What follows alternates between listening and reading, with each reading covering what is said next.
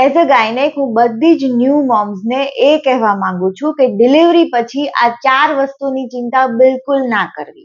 સૌથી પહેલા કે તમારું બ્રેસ્ટ ફીડિંગ પરફેક્ટ નથી. હવે આપણે એ વાત ધ્યાનમાં રાખવાની છે કે આ કોઈ સ્વિચ બોર્ડ નથી કે આપણે સ્વિચ દબાવી અને બ્રેસ્ટ ફીડ ચાલુ થઈ ગયું. હવે બધાના શરીરની તાસીર અલગ અલગ હોય છે. એટલા માટે એ વાત ધ્યાનમાં રાખવી કે એઝ અ મધર તમે બ્રેસ્ટ ફીડિંગ કરવા માટે ફેલ નથી થયા, પરંતુ તમે હજુ પણ લર્નિંગ ફેઝમાં છો. બીજી વસ્તુ, પોતાના દેખાવ વિશે. ડિલિવરી પછી મોટા ભાગની મહિલાઓને એ ચિંતા હોય છે કે હું વધારે પડતી જાડી થઈ ગઈ છું, મારું પેટ વધારે પડતું છે.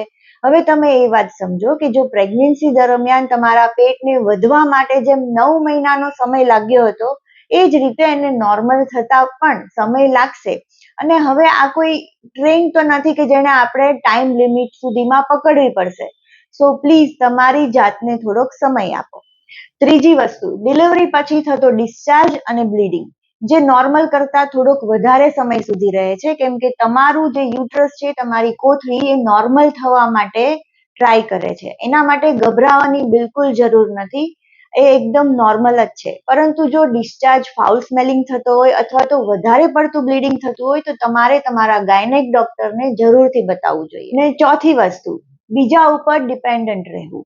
હવે ઘણી માતાઓને એ ચિંતા હોય છે કે મને કશું આવડતું નથી, મારે મારા બાળકને રાખવા માટે બીજાની મદદ લેવી પડે છે.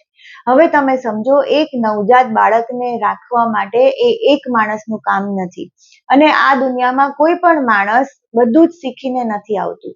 એટલે ક્યારે પણ કોઈની મદદ માંગવા માટે શરમાવું નહીં. આપણે બધા જ લર્નર્સ છીએ, કેમ કે ક્યારે પણ મદદ માંગવી એ તમારી વીકનેસ નથી, પણ આ બી તમારો હિલિંગનો જ એક ફેઝ છે. જો આ વિડીયો તમને યુઝફુલ લાગ્યો હોય તો તમારા ફ્રેન્ડ્સ અને ફેમિલીને જરૂરથી શેર કરજો.